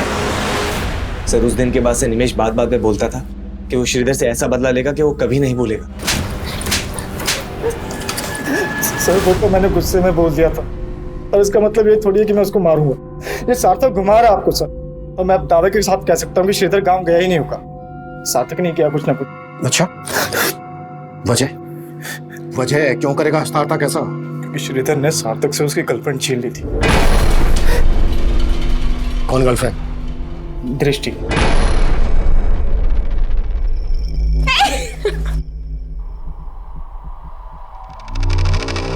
वो सार्थक को डिच कर रही थी, और इसी बात से सार्थक श्रीधर से चिढ़ता था। सर दृष्टि बहुत ही फ्रैंक है, वो बस श्रीधर को सोते हुए देख के उसे डराने की कोशिश कर रही थी।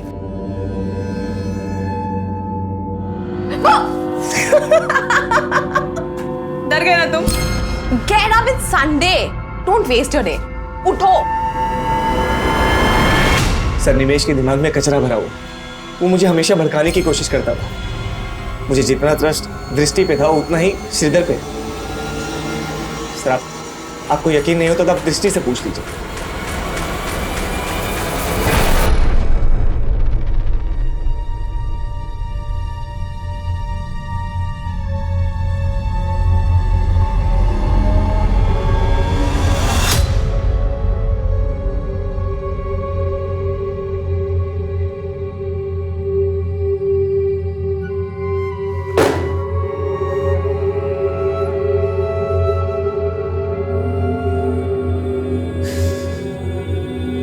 क्या जानना चाहते? क्या बताऊं मैं आपको? क्या बताऊं? चला गया हमें छोड़ के, वो चला गया।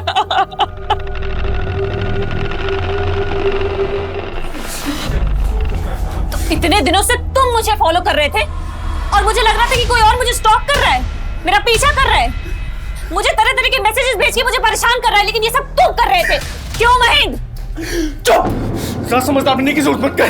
समझ गई ना? मैं चालाक बन रही हूँ? महेंद्र तुम चालाक बन रहे हो, मुझे जलील करते रहते हो तुम।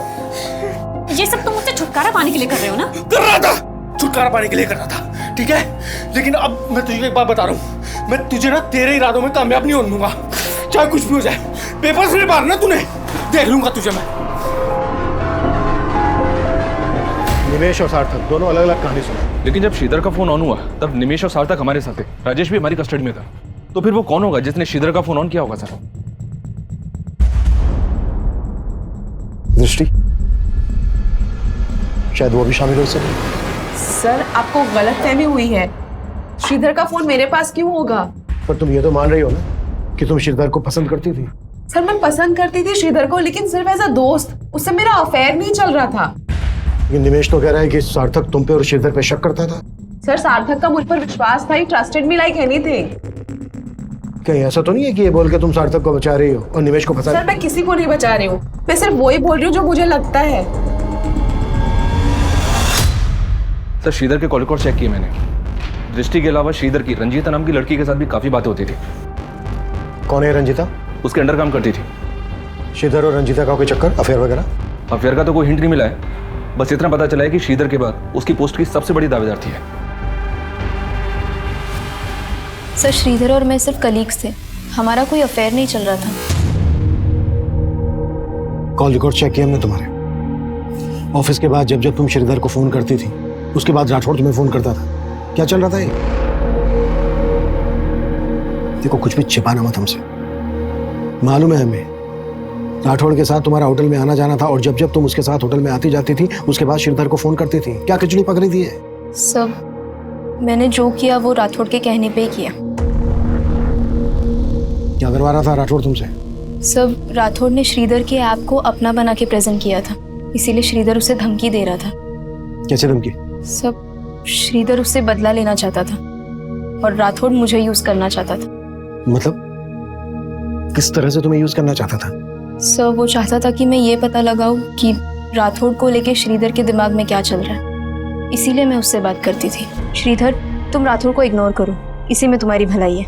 नहीं, मैं इग्नोर नहीं करूंगा उसको, उससे बदला लूंगा मैं। और अगर तुम मेरा साथ दोगी तो तुम्हारा बदला भी बुरा हो जाएगा। देखो श्रीधर, तुम मुझे इन सब चीजों में मत घसीटो प्लीज। क्यों? उसे डर रही हो या उससे बचा रही हो तुम? मैं उस कमीने को क्यों बचाऊंगी? तुम करने क्या वाले हो? कल मिलो मुझे, मिलके बताता हूँ तुम्हें। ठीक है। मेरे ही सामने मुझे कमीना बोल रही थी? हाँ, उसे शक नहीं होना चाहिए था ना। सर मैंने अपनी मर्जी से ये सब नहीं किया है, मेरी तरह ऑफिस की कई लड़कियां राठौड़ से तंग आ गई है। जब श्रीधर राठौड़ के खिलाफ क्या करने वाला था? रंजिता वो ऐप मैंने डिजाइन की थी, प्रूफ है मेरे पास, और मैं वो सारे प्रूफ कंपनी की हाई अथॉरिटीज को जाके दिखाने वाला हूँ। तुम भी साथ चलना मेरे, और राठौड़ ने जो भी तुम्हारे साथ किया ना सब बताना वहां पर। श्रीधर अगर इससे कहीं कुछ हो गया तो? कुछ नहीं होगा रंजिता, मैं हूं ना तुम्हारे साथ। लेकिन श्रीधर को किसी से मिलने का मौका ही नहीं मिला, क्योंकि कंपनी के सारे main person out of India गए थे। और ये बात तुमने राठौड़ को बता दी? नहीं सर, मैंने राठौड़ को कुछ नहीं बताया, पता नहीं उसे कहाँ से भनक लग गई। लेकिन अगर श्रीधर ऐसा कर देता तो राठौड़ का करियर खत्म हो जाता था।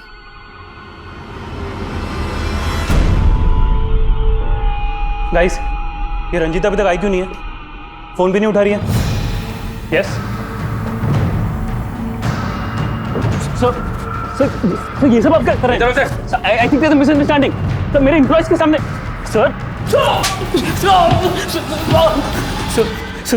सर मानता हूँ कि मैंने श्रीधर के आपको अपना बना के प्रेजेंट किया था, लेकिन मैंने उसका मर्डर नहीं किया सर। सिर्फ श्रीधर ही नहीं, रजिता और ऑफिस की और भी लड़कियों को ब्लैकमेल कर रहा था तू। श्रीधर तेरी पोल खोलने वाला था तो खत्म कर दिया उसको। नहीं सर, सच में सर मैंने ऐसे कुछ नहीं किया सर। ऐसा नहीं निकलेगा है। कुट्टास! राजेश, निमेश, सार्थक, दृष्टि और रंजीता के बाद राठौड़ भी एक प्राइम सस्पेक्ट था, लेकिन श्रीधर का फोन बार बार ऑन करने वाला कौन होगा? फिलहाल इसका पता नहीं लग पाया था, लेकिन पुलिस को लग रहा था कि ये सब कुछ उन्हें असल मुजरिम से भटकाने की कोई चाल है। पुलिस इस केस को नतीजा देने के लिए श्रीधर से जुड़ी बारीक से बारीक बात पता कर रही थी। लाश पर मिले शॉपिंग बैग से भी कोई क्लू नहीं मिल रहा था, और यह भी पता नहीं चल पा रहा था कि वो डक्ट टेप्स किसने और कहां से खरीदी होंगी। पुलिस को हत्या का मोटिव समझ में ही नहीं आ रहा था, और इस केस की अगली जानकारी इसे और उलझा देने वाली थी। उनके बीच चाहे जितने भी हो फासले, वो मिल ही जाते हैं जो एक दूसरे का नसीब होते हैं। इसीलिए मुझसे भागो मत, करीब आ जाओ ये फासले मिटाने के लिए। उस दिन तू बहुत बोल रही थी है ना? ये देख, मेरी आवाज है क्या ये? तुम्हारी आवाज नहीं है तो फिर किसी और की आवाज से रिकॉर्ड करके भेजा होगा तुमने। अच्छा, तू बहुत समझदार बनती है अपने आप को। मुझे अच्छे से पता है तू डबल गेम खेल रही है। डबल गेम तुम खेल रहे हो महेंद्र, और अब मैं बर्दाश्त नहीं कर सकती, नहीं कर सकती बर्दाश्त।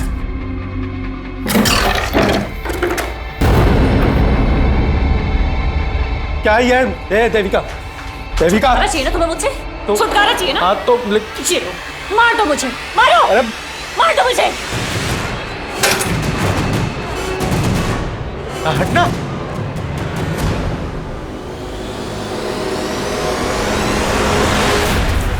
सर मैंने नहीं देखी है वो टेलीविजन सीरीज। हाँ, वो सार्थक को ये फॉरेन लैंग्वेज की फिल्म देखने का बड़ा शौक है। खुद को बचाने के लिए बार बार सार्थक का नाम ले रहा है। ये राजेश भी मिला है ना तेरे साथ, और विलास भी। विलास से तूने और राजेश ने मिलवाया था ना श्रीधर को। मैं बताता हूँ सर, मैं बताता हूँ सर। श्रीधर को घर खरीदने के पैसे की जरूरत थी। निवेश के कहने पर मैंने उसको विलास से मिलवाया था सर। विलास ने श्रीधर को 10 लाख रुपए ब्याज पे दिए थे। हाँ सर, लेकिन वो चुका नहीं पा रहा था। उसके बाद विलास ने उसके साथ क्या किया सर, मुझे नहीं पता सर। मैडम सच है कि मैंने श्रीधर को 10 लाख रुपए दिए थे, लेकिन उसे मारकर मेरे पैसे थोड़ी ना वापस मिलने वाले थे। निमेश, राजेश और विलास के अलावा राठौड़, दृष्टि, रंजीता और सार्थक पुलिस सबको खंगाल रही थी। ये जानना चाहती थी कि उनमें से किस किस ने वो टेलीविजन सीरीज देखी होगी, पर गुनाह कबूल करना तो दूर, कोई मान ही नहीं रहा था कि वो टेलीविजन सीरीज किसी ने भी देखी थी। लेकिन सार्थक का ये बोलना कि श्रीधर उस रात गाँव जाने के लिए निकला था, ये सोचने पर मजबूर कर रहा था कि कहीं इस मर्डर का कनेक्शन श्रीधर के नेटिव प्लेस से तो नहीं जुड़ा था।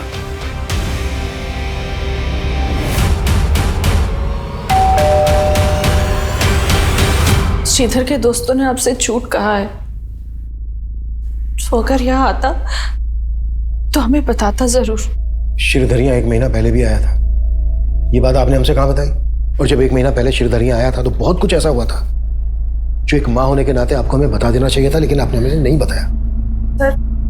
सर आप गलत समझ रहे हैं। ठीक है, आप हमें सही समझा दीजिए। जब 1 महीना पहले श्रीधर यहाँ आया था तो क्या हुआ था?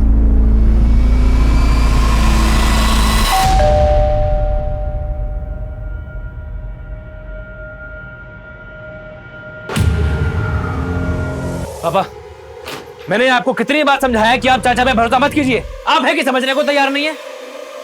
बेटा, तुम्हारे चाचा का घर गिरवी रखा हुआ है और उन्हें अपनी बेटी की शादी भी करवानी है। ऐसे में अगर हम उनकी मदद नहीं करेंगे तो कौन करेगा? अम्मा, वो अपनी खुद की जमीन तो जुए और दारू में गवा चुके हैं, तो वो पापा की जमीन के पीछे पड़े। वो कुछ भी बोल के जाते हैं, पापा भरोसा कर लेते हैं।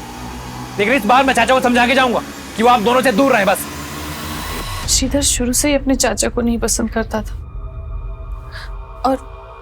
और उस दिन भी उन दोनों में झगड़ा हुआ था। तो भी आपको श्रीधर के चाचा पे शक नहीं है? नहीं सर, वो ऐसा नहीं कर सकते।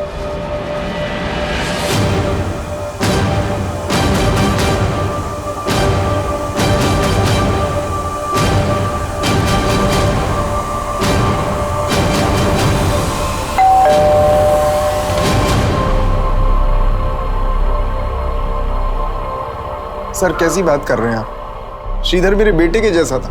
लेकिन उस वक्त तो वो आपको मारने पर भी उतारू हो गया था। चाचा जी, चाचा जी, अगर आप में थोड़ी भी शर्म बाकी है ना, तो अभी के अभी मेरे पापा के पैसे वापस कीजिए आप। हाँ तो उधार के नाम पे लिया हमने भाई साहब से, और जब होंगे तब लौटा दूंगा। चाचा जी, ये नौटंकी बंद कीजिए आप। सब जानता हूँ मैं, ऐसे मीठे बन के कितने पैसे निकल चुके हैं आप। पैसे तो वापस मैं लेकर ही जाऊंगा। श्रीधर रुक जा, श्रीधर हटिए बच्चे। सर माना श्रीधर गर्म स्वभाव का था और उसका व्यवहार मुझे भी पसंद नहीं था, लेकिन आप जैसा सोच रहे हैं वैसे मैंने कुछ नहीं किया।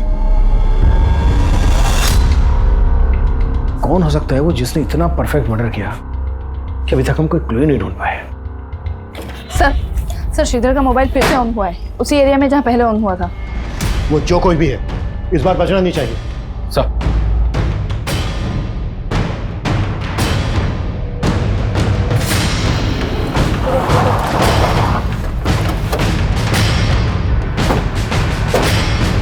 यही एरिया शो हो रहा है जहाँ श्रीधर का फोन एक्टिवेट है।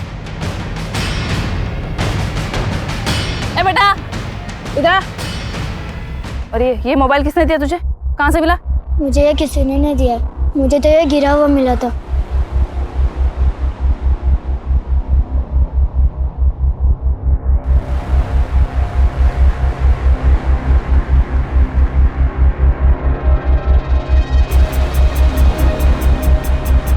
इस मोबाइल के साथ एक लैपटॉप भी वहाँ पड़ा था।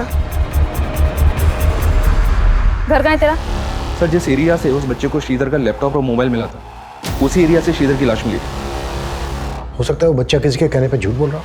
नहीं सर, फिलहाल ऐसा कुछ मिला नहीं, लेकिन मैं चेक कर रही हूँ। श्रीधर के लैपटॉप और मोबाइल में कुछ मिला? लैपटॉप तो चेक हो रहा है सर, लेकिन मोबाइल में कुछ मिला है। ये देखिए, मोबाइल की होम स्क्रीन पे एक लड़की का फोटो है। मोबाइल में एक मैसेजिंग और कॉलिंग ऐप भी है जिसमें मरियम नाम से एक आईडी है जो इस लड़की से जुड़ी हुई लग रही है। आईडी के प्रोफाइल स्टेटस में इसी लड़की का फोटो है सर। मरियम, पता करो कौन है ये लड़की।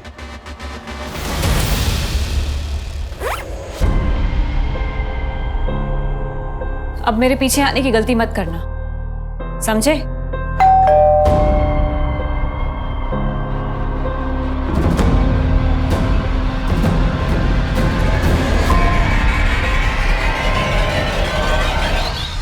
जी सर, ये मेरी आईडी नहीं है, मैं इसको यूज ही नहीं करती। लेकिन देविका, जिस कॉल सेंटर में तुम काम करती हो वहां पर कस्टमर से बात करने के लिए तुम्हें नाम दिया गया है मरियम। मरिया नाम की आईडी है ये। फोटो है इसमें तुम्हारा, श्रीधर के फोन में भी तुम्हारा फोटो है। लेकिन सर, मैं किसी श्रीधर को नहीं जानती। हाँ, लेकिन काफी टाइम से कोई तो मुझे तरह तरह के गिफ्ट्स देके परेशान कर रहा था सर। इनफैक्ट उसने मुझे कई सारे पेन ड्राइव्स भी भेजे थे जिसमें मेरे ही फोटोज थे सर। मैं आपको दिखाती हूँ।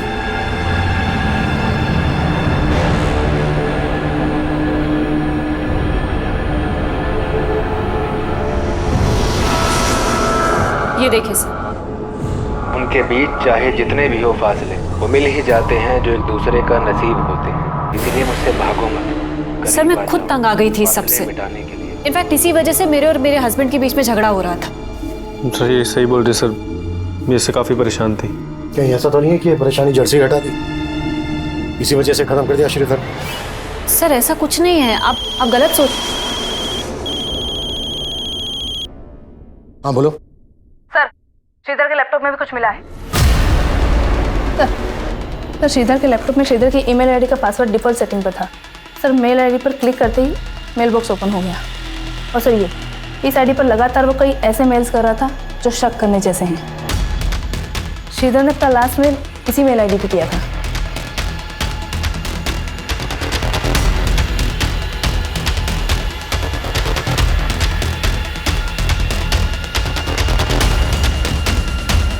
पता करो ये आईडी कौन यूज कर रहा था। जो भी आईडी यूज कर रहा था वो भी श्रीधर की मर्डर के लिए जिम्मेदार हो सकता है। तो आप है वो जिन्हें श्रीधर मेल किया करता था। तो कब से चल रहा था ये सब श्रीधर के साथ?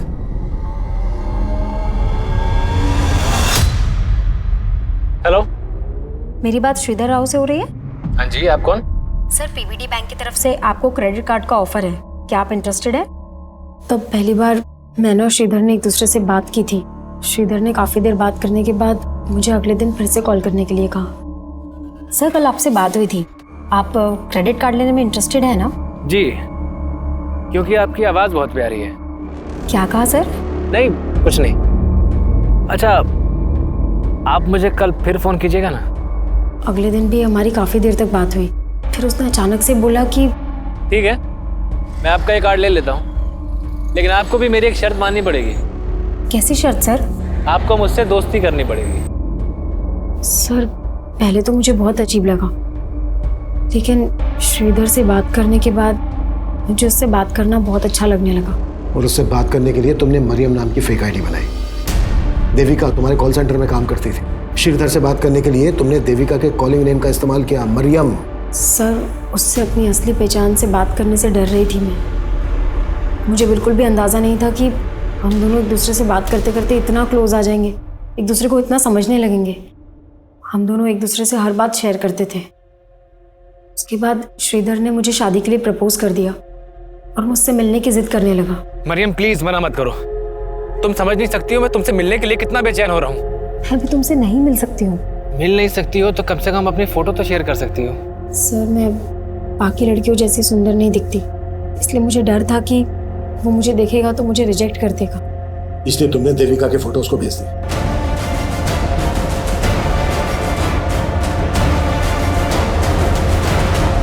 सर, देविका की फोटो देखते ही उसने मुझसे शादी करने के लिए कहा। मुझे लगा कि मुझे ये सब यहीं रोक देना चाहिए, इसलिए मैंने उसको बोल दिया, श्रीधर, मेरे बाबा मेरी शादी कहीं और तय कर रहे हैं। तो तुम उन्हें मना क्यों नहीं कर देती हो और भाग चलो मेरे साथ। देखो, मैं तुम्हें पाने के लिए कुछ भी कर सकता हूँ। तो मैंने उसका फ़ोन कट कर दिया और कभी उससे बात नहीं की। लेकिन वो लगातार मुझे ईमेल्स भेजता रहा। फिर भी मैंने उसकी ईमेल्स का कुछ रिप्लाई नहीं किया, लेकिन उसने हमारे कॉल सेंटर का पता लगा लिया था। और वो देविका को अपनी मरियम समझकर वो सारी चीजें भेजने लगा। ये क्या है? अरे कौन? मेरी गलती की वजह से देविका की मैरिड लाइफ में बहुत डिस्टर्बेंस क्रिएट हो गई। उसका हस्बैंड उस पर शक करने लगा, यहाँ तक कि वो मुझसे और हमारे बाकी कलीग से इनडायरेक्टली आके पूछताछ करने लगा उसका कहीं और अफेयर है। ये कहानी बंद करो जागृति, सीधा सीधे मुद्दे पे आओ। श्रीधर से अपनी बातचीत बढ़ाने के पीछे तुम्हारा असल मकसद क्या था? सब मेरा कोई गलत मकसद नहीं था। मेरा बस ये रूप, यही मेरी बदनसीबी है। लेकिन मुझे नहीं पता था कि उसको अवॉइड करने के बाद वो इतना बड़ा स्टेप ले लेगा।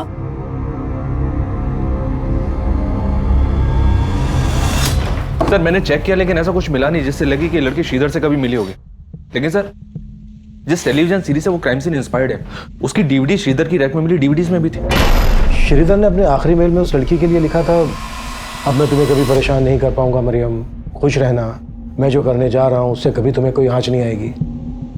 और श्रीधर के बाद के मेल पढ़ने में ऐसा लगता है कि जैसे जागृति को अवॉइड करने के बाद वो टूट गया था, डिप्रेशन में आ गया था और इसी वजह से शायद। आप कह रहे हैं सुसाइड? पॉसिबल है। सब कुछ एग्जामाइन करने के बाद तो यही लग रहा है कि श्रीधर डिप्रेशन में चला गया था। हो सकता है ये स्लीपिंग पिल्स, टेप, पॉलीबैग्स उसने खुद खरीदे हों और डिप्रेशन की वजह से वो ये कदम उठा गया। लेकिन सर अपने आप को इस तरह से मारना प्रैक्टिकली पॉसिबल है क्या? मनीष, एक बार क्राइम सीन रिक्रिएट करके देखते हैं।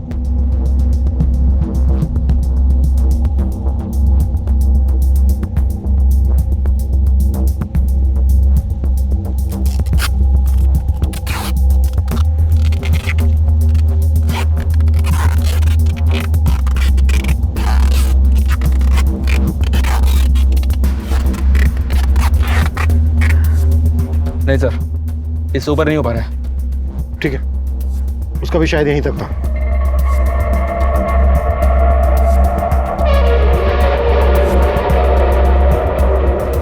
मनीष, बीच में कभी भी तुम्हें ऐसा लगे कि तुम्हें सांस लेने में दिक्कत हो रही है, बीच में छोड़ देना, हम दोबारा ट्राई करें। तुम ठीक हो मनीष? पॉसिबल है सर, एकदम पॉसिबल है। मतलब श्रीधर ने अपनी आत्महत्या को मर्डर का रूप दिया ताकि जागृति पे कोई आंच ना आए। इस सब के लिए उसे जिम्मेदार न ठहराया जाए। आखिरकार पुलिस ने इस केस को सुसाइड की थ्योरी दी, लेकिन फिर भी पुलिस द्वारा जागृति पर अबेटमेंट ऑफ सुसाइड के चार्जेस लगाए गए हैं। पर यह सवाल भी कम हैरान करने वाला नहीं है कि इतना हताशा भरा कदम उठाने से पहले श्रीधर ने अपने माता पिता के बारे में क्यों नहीं सोचा। हम सब अपनी जिंदगी में फेलियर्स का सामना करते हैं, लेकिन फेलियर्स भी तो हमें आगे बढ़ने की सीख दे सकते हैं। माना कि सपने बुनना इंसानी फितरत है, लेकिन जीवन की वास्तविकता को स्वीकार करना भी बहुत जरूरी है।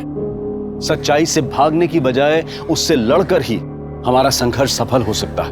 अब मैं अनूप सोनी आपसे विदा लेता हूं। फिर मुलाकात होगी क्राइम पेट्रोल सतर्क के ब्लैक हेडलाइंस अध्याय में एक और नए केस के साथ। और याद रखें, क्राइम और आपके बीच में सिर्फ इतना फर्क है कि आप कितने सतर्क हैं। सतर्क रहें, सुरक्षित रहें। जय हिंद। क्राइम पेट्रोल्स के और भी दिलचस्प कहानी देखने के लिए हमारे चैनल को सब्सक्राइब करें और बेल आइकॉन दबाना न भूलें।